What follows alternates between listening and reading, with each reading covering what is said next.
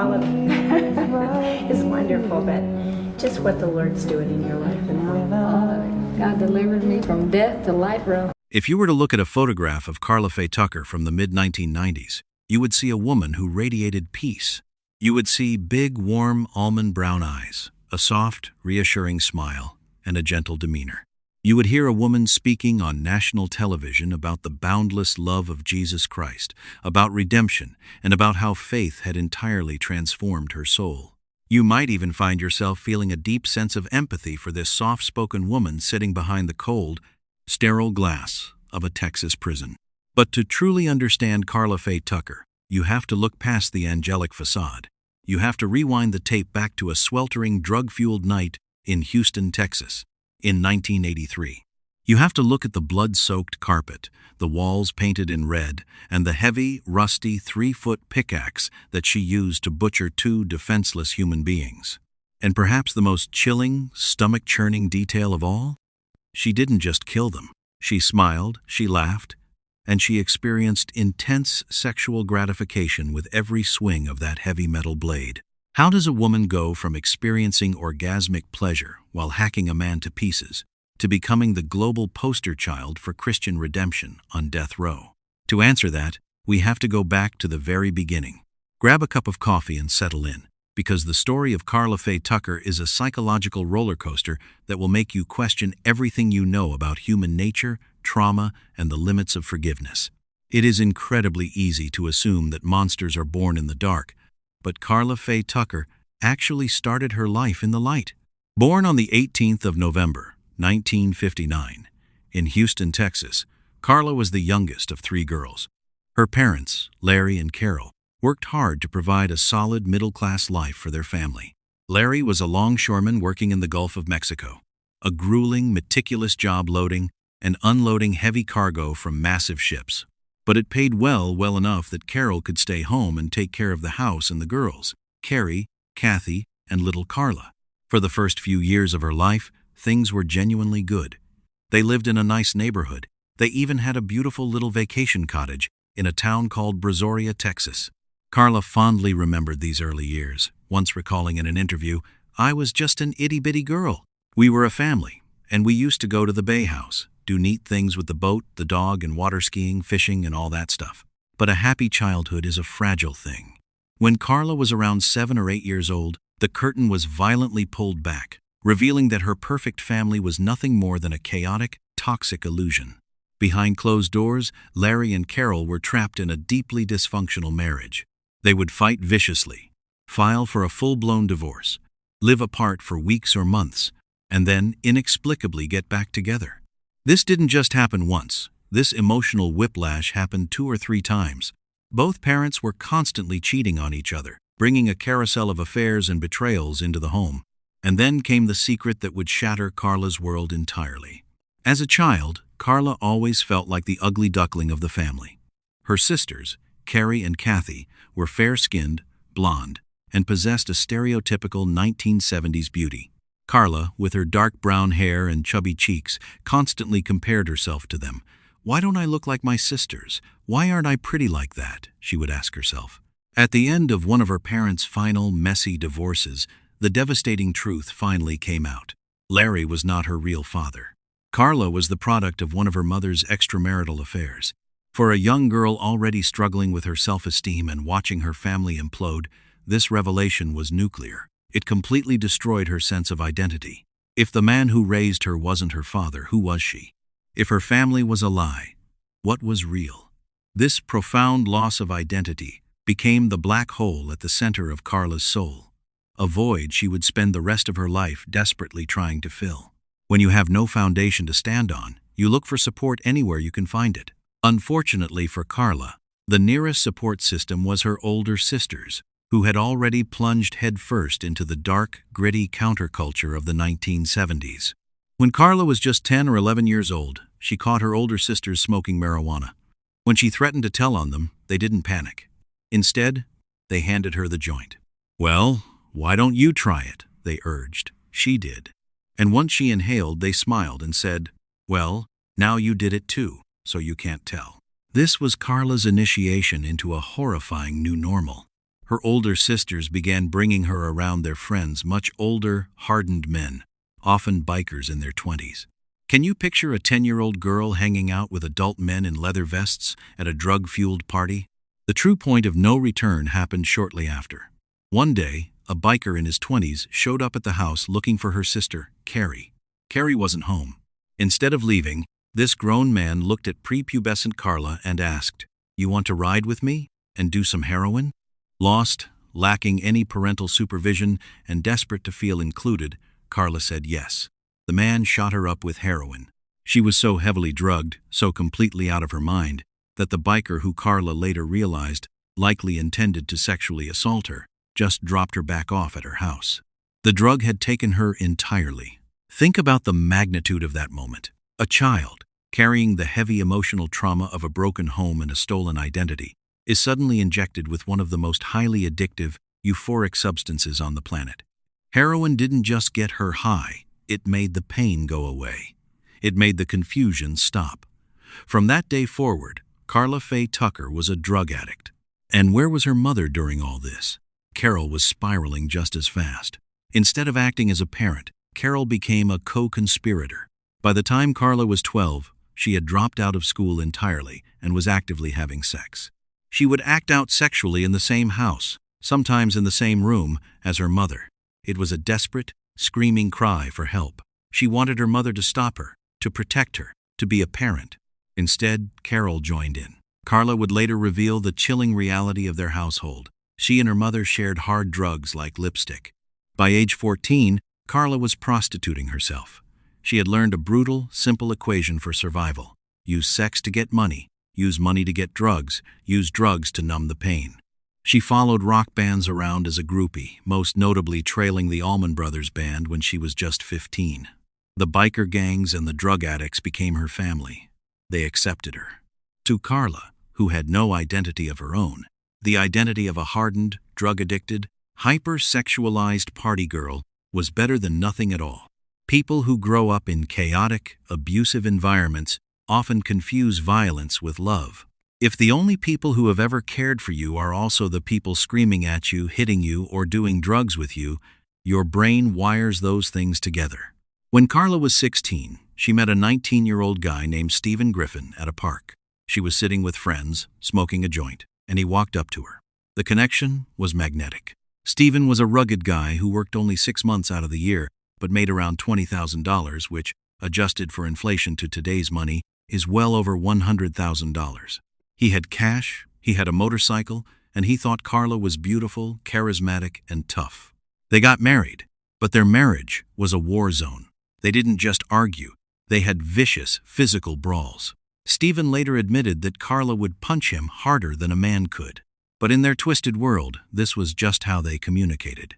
Stephen felt that because Karla fought him so fiercely, she would also protect him fiercely against anyone else. She was a good homemaker when she wanted to be cooking and cleaning just like her mother had done, but she had a wild, untamable streak. Eventually, she broke a bottle over his head and left him, claiming she wanted to explore the world. By 1981, Karla was in her early 20s and her life was moving at 1,000,000 miles an hour. She moved in with a close female friend named Sean Jackson. Things were relatively fine until Sean brought home her new boyfriend, a guy named Jerry Lynn Dean. Jerry was a rough-around-the-edges former Coast Guard member from Tyler, Texas. From the moment Karla laid eyes on him, she despised him.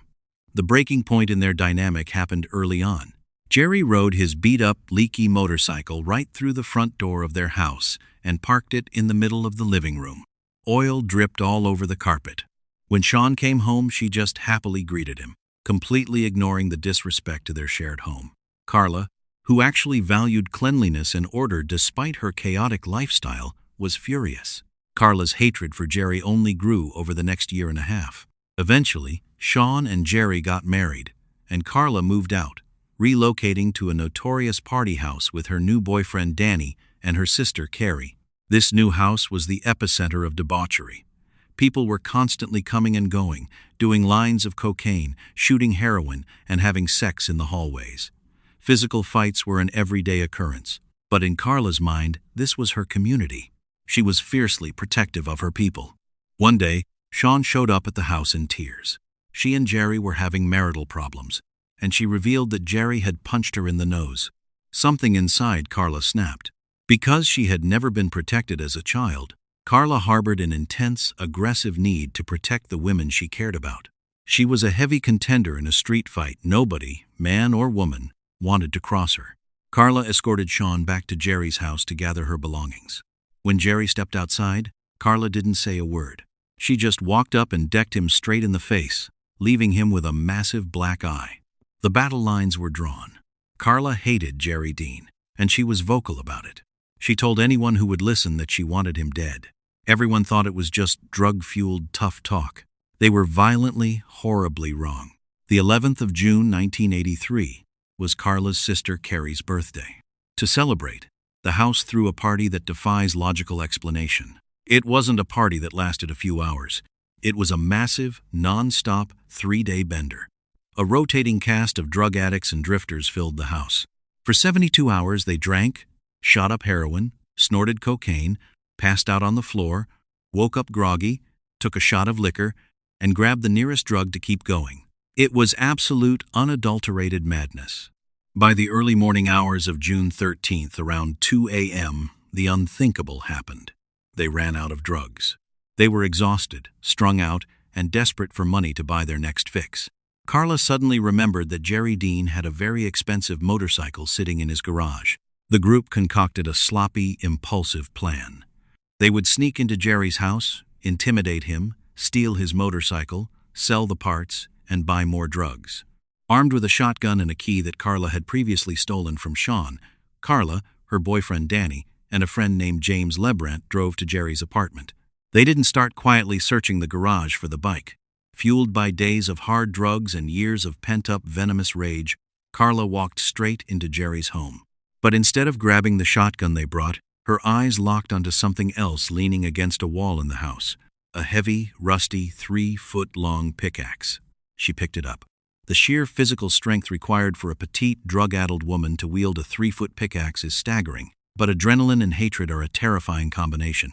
Karla walked into Jerry's dark bedroom. He was fast asleep. She stood over him, raised the heavy iron pickaxe, and pressed the cold tip of it against his face.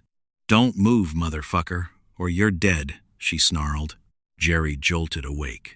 When his eyes adjusted to the dark, he saw a woman he knew hated his guts, high out of her mind, holding a medieval weapon to his skull.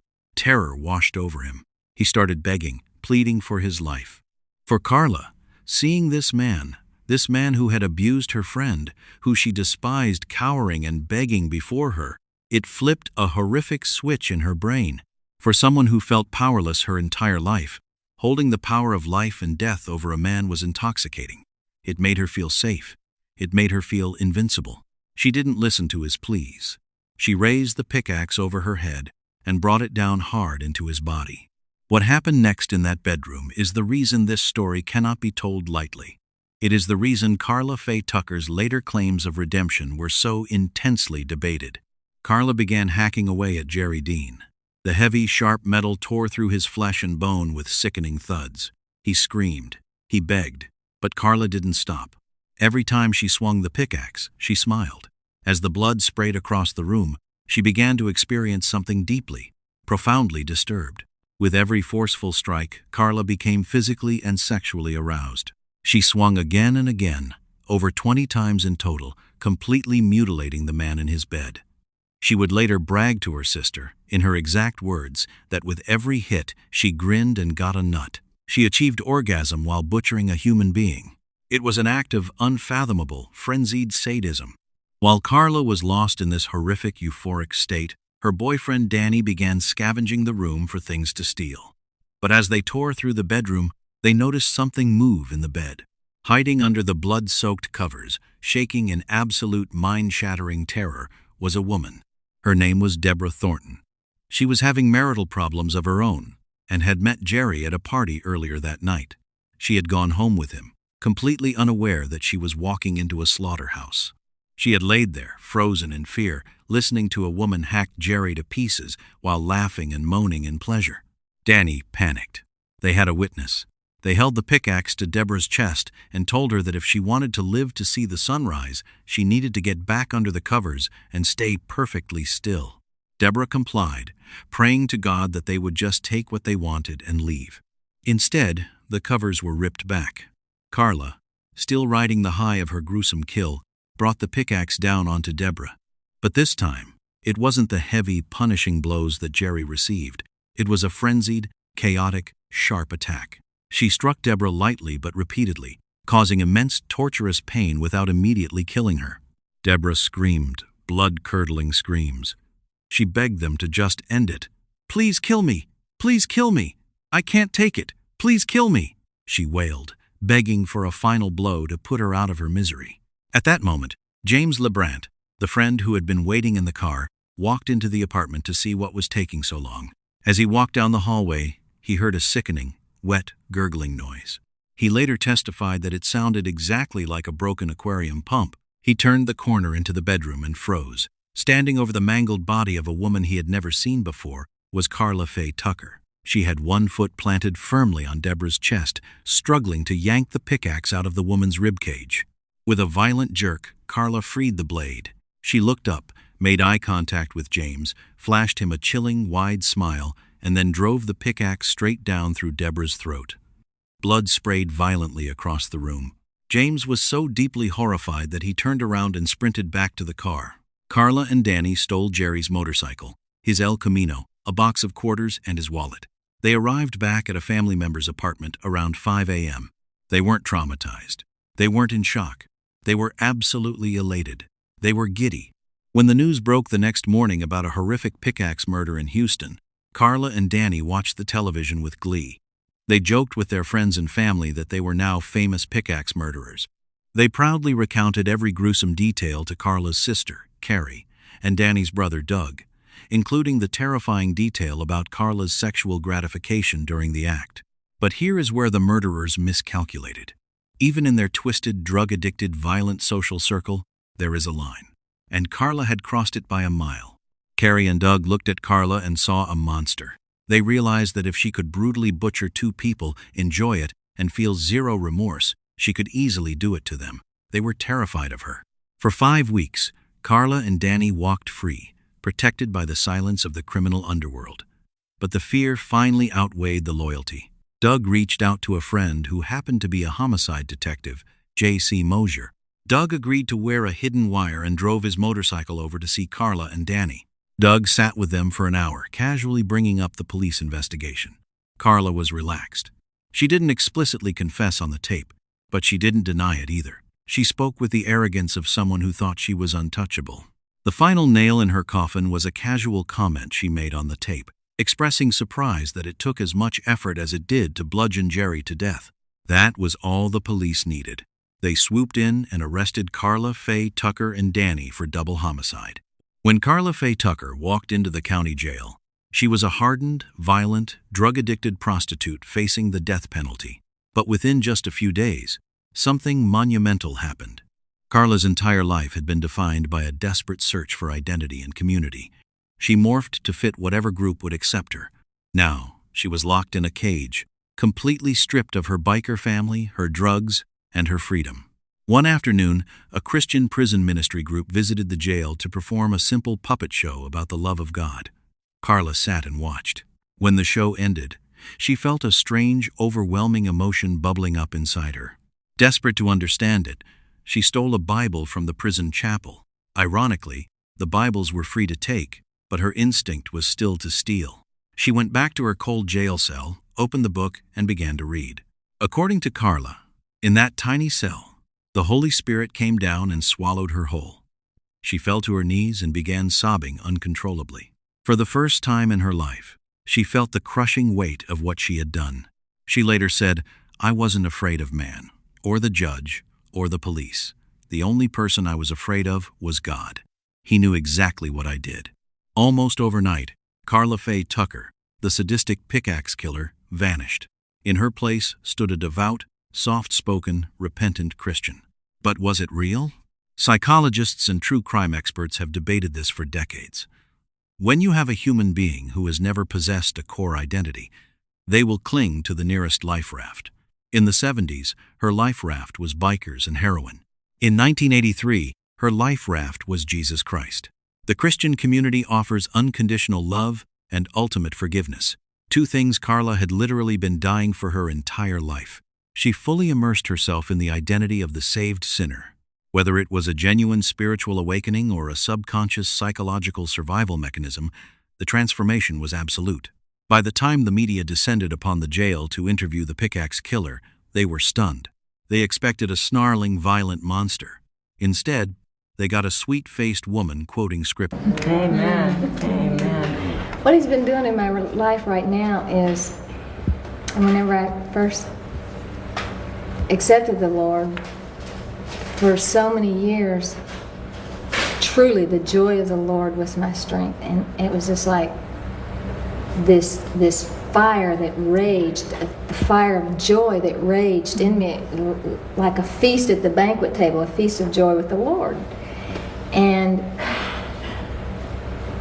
for about 8 years, it was like this humongous feast of joy, and then all of a sudden, God put me in a situation where I had to grow up into, this is going to sound really weird, but grow up into tribulations. Mm-hmm. Does that sound kind of like taking me from my comfort zone and putting me in the lion's den and telling me it's time to go deeper, go deeper with me in other areas, because you can reach out to people with the joy of the Lord and let Him touch them through that. But I don't even know how to explain it right now.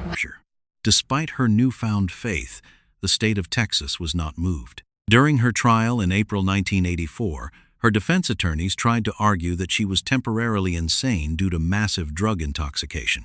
The jury didn't buy it. You don't bring a pickaxe into a bedroom, brutally hack 2 people to pieces, and smile about it just because you're high. On the 11th of April 1984, she was found guilty of first-degree murder. 2 weeks later, the judge handed down the ultimate punishment, death by lethal injection. Her boyfriend Danny was also sentenced to death, but he would later die of liver failure in prison. For the next 14 years on death row, Karla's life became an absolute media circus. She married the prison minister, Reverend Dana Brown. A move that raised many eyebrows. Was it true love, or was she subconsciously aligning herself with a figure of ultimate spiritual authority to solidify her new identity? As her execution date approached in the late 1990s, her legal team mounted a massive campaign for clemency, asking the state to commute her sentence to life in prison. She appeared on Larry King Live, The 700 Club, and newscasts around the world. Her message was always the same: if I am executed, it is God's will. I am going home, but I am not the woman who committed those crimes. Jesus has changed my heart. The public response was unprecedented. People across the globe were captivated by her. The idea that someone could commit such an evil act, yet be so completely redeemed by faith, challenged the very foundation of the justice system. Protests erupted in Italy. Thousands of letters flooded the desk of Texas Governor George W. Bush. Even Pope John Paul II publicly appealed for her life to be spared. The debate raged. Does a spiritual conversion erase a physical crime? If the justice system is about rehabilitation, and she is clearly rehabilitated, why kill her? But on the other side, the families of Jerry Dean and Deborah Thornton asked a darker question. Why should a murderer get to live a long, peaceful life reading the Bible when our loved ones were butchered in their sleep? In Texas, justice is often swift and unforgiving. The Texas Board of Pardons and Paroles reviewed her case, but the horrific, sadistic nature of the pickaxe murders carried too much weight. They refused to grant clemency. Governor George W. Bush declined to intervene. The state wanted to send a clear message. You cannot hack 2 people to death, find God in a jail cell, and expect to walk away from the consequences. On the 3rd of February, 1998, the media swarmed the prison in Huntsville, Texas. Cameras were set up outside, capturing the massive crowds of both pro-death penalty advocates and weeping Christian supporters holding candles and singing hymns. Inside the prison walls, Karla Faye Tucker prepared for the end. For her final meal, she requested a simple plate: a banana, a peach, and a garden salad with ranch dressing. She was strapped to the gurney, The execution chamber was prepped. In the viewing room, her sister Carrie, her husband Dana Brown, and the surviving family members of Deborah Thornton watched through the glass. When asked if she had any last words, Karla did not cry. She looked at the family of the victims and spoke with a quiet, eerie calm. "Yes, sir. I would like to say to all of you, the Thornton family and Jerry Dean's family, that I am so sorry. I hope God will give you peace with this. Everybody's been so good to me. I love all of you very, very much. I'm going to be face to face with Jesus now. I will see you when you get there. I will wait for you." The lethal chemicals flowed into her veins. At 6:45 p.m., Karla Faye Tucker was pronounced dead. She was the first woman to be executed in the state of Texas since the American Civil War. To this day, the story of Karla Faye Tucker remains a haunting paradox. If you view her life through the lens of psychology, you see a tragic victim of immense childhood trauma, a woman whose brain was hijacked by heroin and abuse before she ever had a chance to become a person. You see a chameleon who adapted to the violence of the streets and then seamlessly adapted to the piety of the church. If you view her through the lens of faith, you see the ultimate testament to God's grace, proof that no soul is too dark and no sin is too bloody to be forgiven. But if you view her through the lens of justice, you see a cold-blooded killer. You see a woman who held a pickaxe over a terrified, screaming woman, smiled, and drove it through her throat. Perhaps the most terrifying thing about Karla Faye Tucker is that all three of these versions of her are completely undeniably true.